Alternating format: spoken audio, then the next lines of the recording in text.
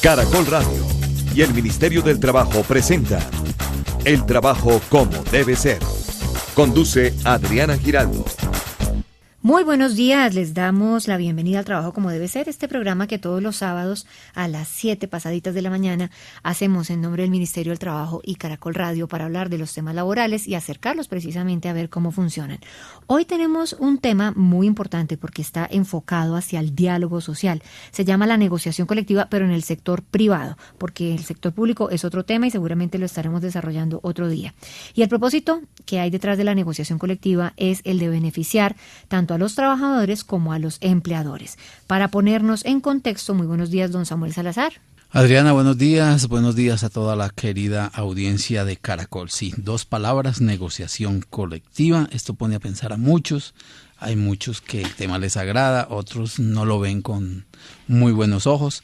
Tiene que ver mucho con sindicatos, con trabajadores no sindicalizados también, y pues obviamente vamos a hablarles claramente de en qué consiste, cuáles son las ventajas, los beneficios, tanto para unos como para otros.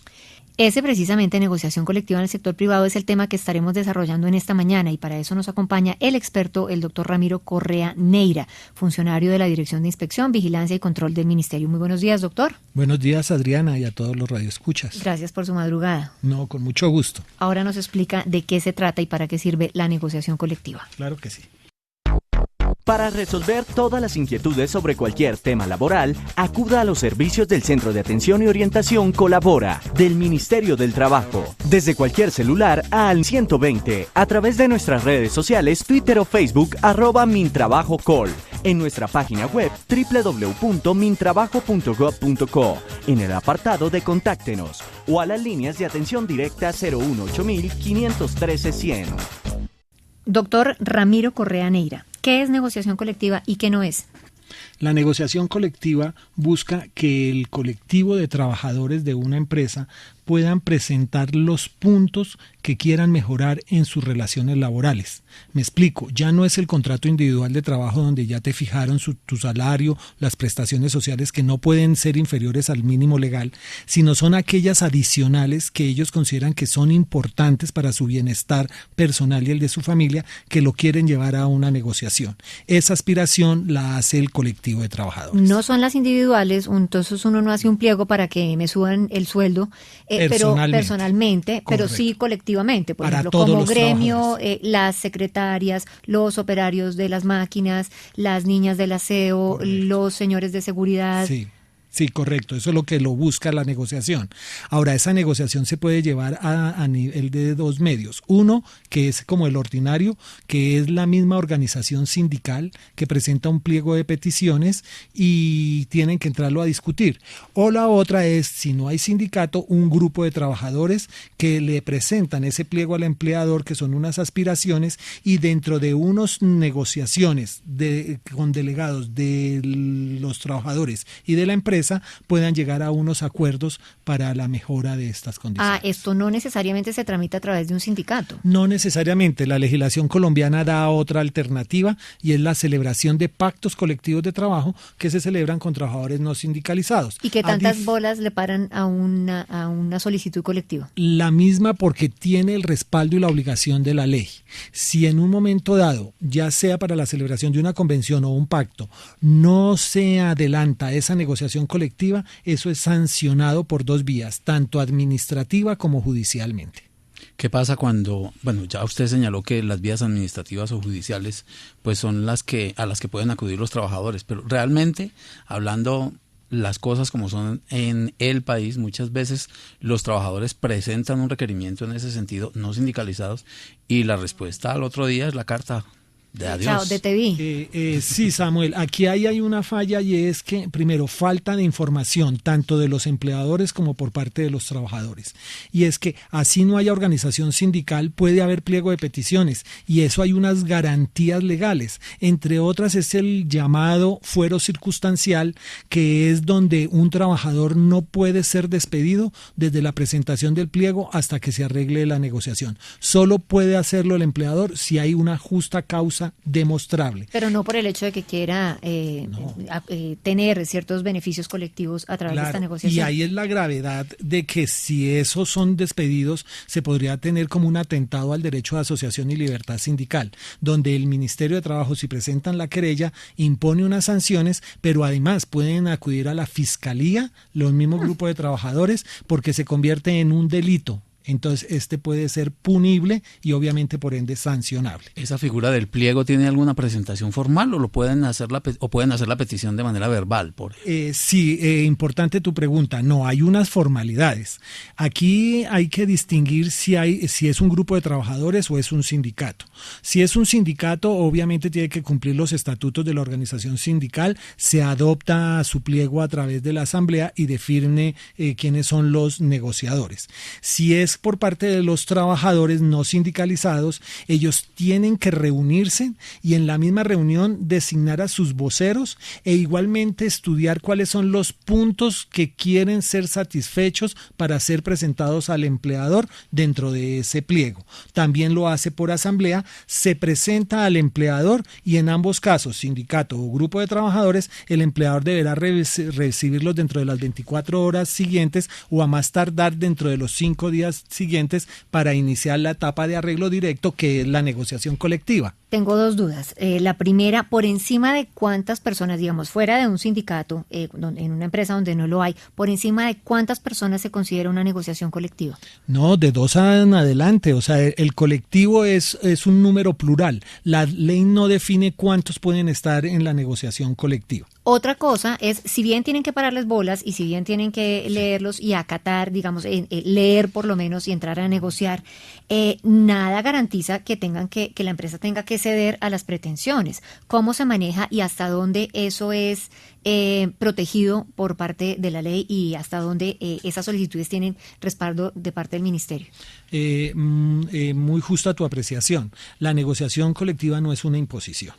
Es simplemente que haya un intercambio de ideas entre las partes sobre unas necesidades que tienen los trabajadores, de los cuales el empleador tendrá que expresarse si las puede otorgar en la dimensión en que se le solicitaron o en una dimensión menor, dependiendo de las condiciones económicas, de producción, del desarrollo del mismo negocio. Eso es lo que tiene que acordarse en la negociación. Doctor Ramiro Correa Neira, el funcionario de la Dirección de Inspección, Vigilancia y Control del Ministerio del Trabajo, ¿qué tipo de elementos, qué tipo de ideas, qué tipo de logros en su experiencia son los más frecuentes y que mejoran la calidad de vida, de pronto buscando un balance positivo para ambas partes, tanto para la empresa, para el empresario, para el dueño como para los trabajadores? Claro, indudablemente el primero, el salario. Generalmente se propone pues unos salarios superiores al mínimo legal de acuerdo a las aspiraciones que tengan los trabajadores según su calificación y su experiencia. Igualmente hay otras prestaciones sociales que no están en el Código Sustantivo de Trabajo que les ayuda a mejorar sus condiciones de vida. Entonces son todos esos beneficios, permisos, auxilios que se les puede otorgar a él o a su familia, a él el trabajador o la familia del trabajador, para un mejor vivir. Esas son las aspiraciones que se discuten dentro de estos pliegos. ¿Y quiénes se benefician de un arreglo en cualquiera de los dos casos, tanto en el pacto como en la convención? Sí, aquí hay que aclararlo. Si la organización sindical es mayoritaria dentro de la empresa, esa convención colectiva que firma beneficia a la totalidad de los trabajadores. Si es un mayoritaria sindicato, es la mitad más uno. Sí, correcto. Si son minoritarios, se benefician los afiliados a la organización sindical, pero también los que se adhieran a la convención colectiva, que es aquel que no es sindicalizado, no quiere pertenecer al sindicato, pero quiere beneficiarse de la convención, lo puede hacer. El otro es el del pacto colectivo, que es un grupo de trabajadores. Ese pacto colectivo beneficia solo a los que han participado de ese pacto o quien se adhieren al pacto colectivo. Pero espérese que no me quedó muy claro. Uno puede buscar una negociación colectiva a través de un sindicato si la empresa lo tiene. Correcto. Por fuera de un sindicato si la empresa tiene sindicato, pero adicional, digamos, hay un grupo que busca una negociación colectiva. En este segundo caso es de aclarar, si el sindicato agrupa solamente no más de la tercera parte de los afiliados, puede celebrarse el pacto colectivo, porque si tiene más de la tercera parte, tiene que hacerse a través del sindicato. O no hay sindicato. Son en esas dos condiciones que puede existir el pacto colectivo. Y el pacto, además, si hay convención, no puede ser superior a la convención. ¿Por qué? Porque en últimas aquí lo que hay que proteger es a los asociados, y el pacto colectivo no se puede convertir en un instrumento de desestímulo al derecho de asociación, porque eso se consideraría un atentado contra el derecho de asociación y libertad Nos quedó sindical. clarísimo. Y la tercera vía es la del pacto, en las empresas donde no hay sindicato, que se busca a través del pacto, de la unión. ¿Lo interpreto mal o no? Pensaría uno que en la negociación podrían estar las dos figuras, es decir, si el sindicato tiene menos de la tercera parte del personal afiliado y un grupo de trabajadores también quiere promover una negociación aparte, ¿lo pueden hacer? Sí, es válido. Puede coexistir tanto el pacto colectivo como la convención colectiva en una misma empresa, siempre que el sindicato no agrupe más de una tercera parte de los trabajadores, porque cuando ocupa más de la tercera parte o el sindicato es mayoritario, acuérdese que la convención se le aplica a todos los trabajadores, claro, y uno no puede aplicar un pedacito pacto y otro pedacito convención. Eso no puede darse en esas circunstancias. Doctor Ramiro, en su experiencia, digamos que porcentualmente, ¿qué tan exitosas son o qué tan a buen término se llevan las propuestas de los empleados, o qué tanto son aceptadas por parte de los dueños de las empresas? La verdad, presentada, la figura del pacto colectivo en Colombia frente a la convención colectiva obviamente es menor.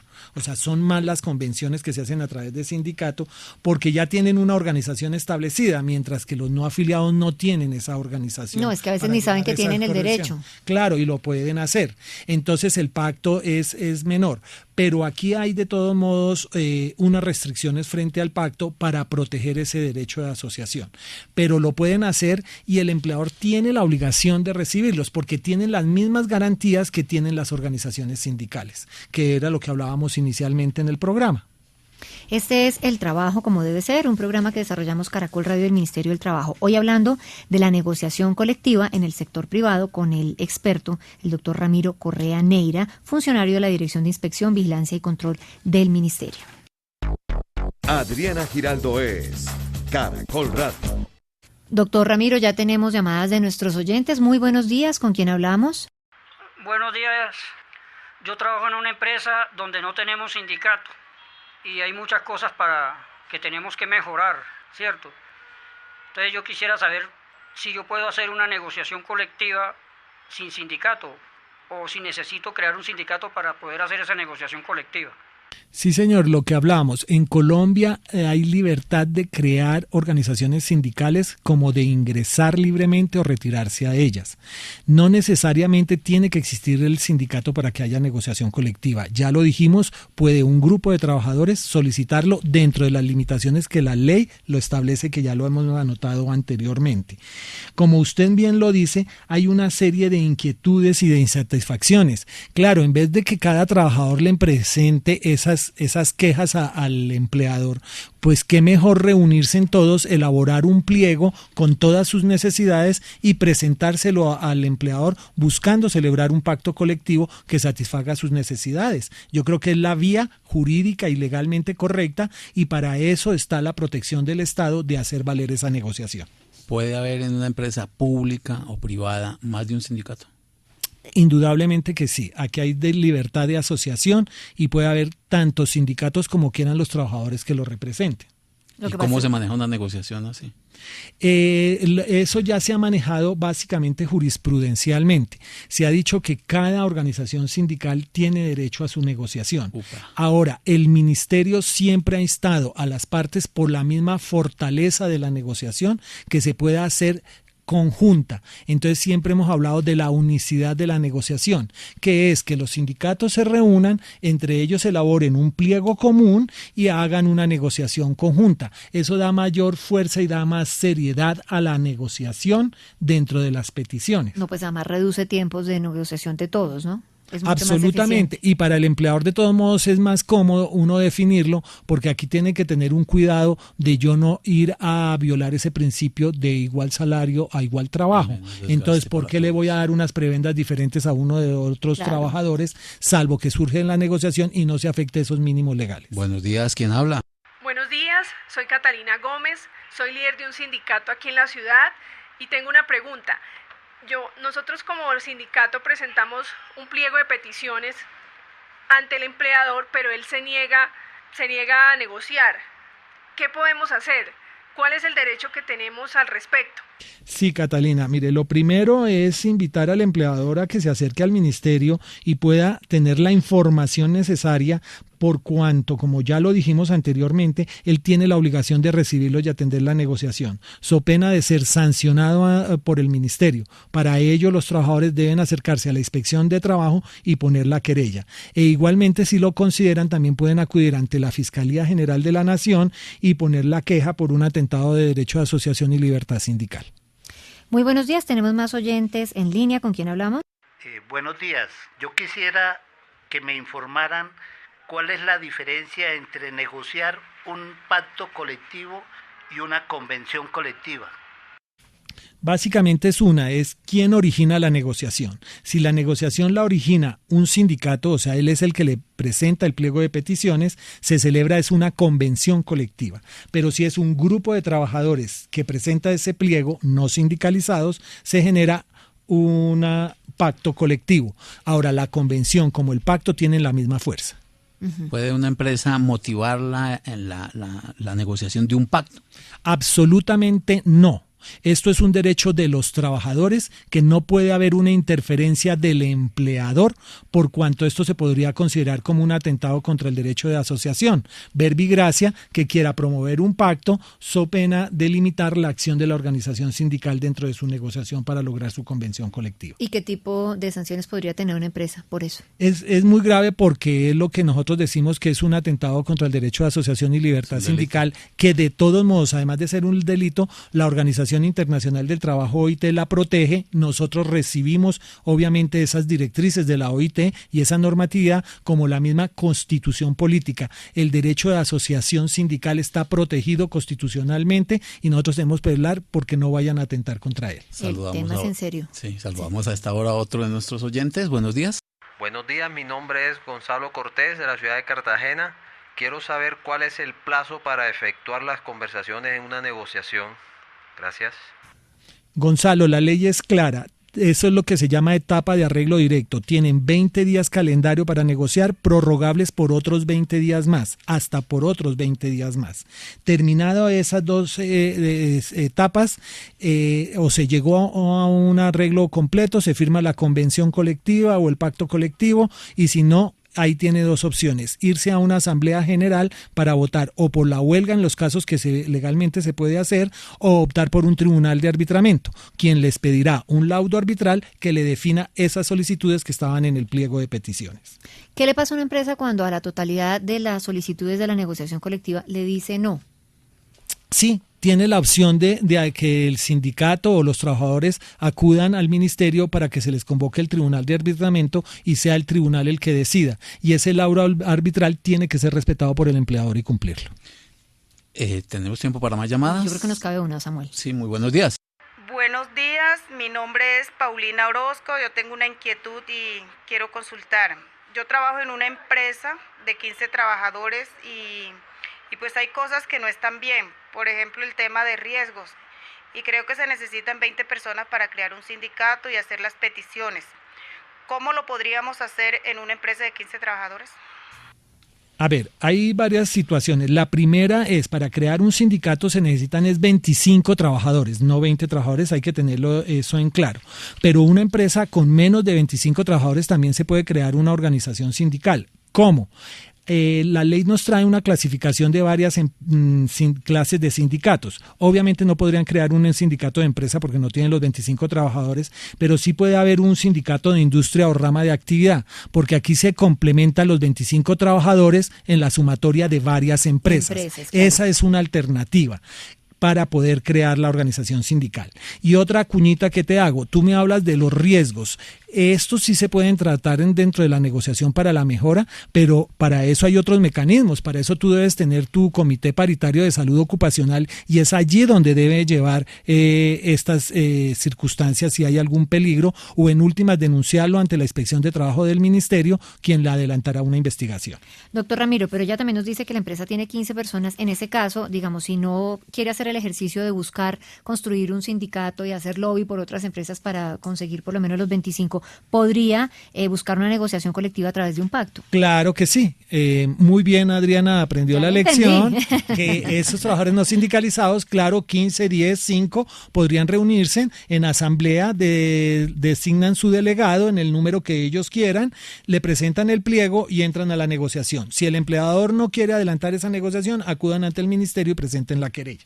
Para llegar a la huelga se requiere pues todo un proceso dentro de la convención colectiva y el proceso de negociación. Pero hay a veces unas interrupciones de actividad laboral, unos ceses de actividades ocasionados por determinadas circunstancias. ¿Eso los ampara la ley? Mira, esas interrupciones hay que mirar qué es la que lo originan. Si la origina el mismo empleador, si las originan las condiciones de trabajo. Pero en condiciones normales no pueden haber esos ceses, porque es que el trabajador se comprometió a hacer la prestación del servicio. Solo cuando suspende legalmente la prestación del servicio se puede dar por dos circunstancias. O una porque ha habido un incumplimiento de las obligaciones del empleador, de lo cual puede haber un cese. Por ejemplo, que no les está pagando el salario o que no los tiene afiliados a la Seguridad Social. Y ese cese, dice la ley, es imputable al empleador. Es como si el empleador lo hubiera promovido y tiene que pagarle su salario y prestaciones normales.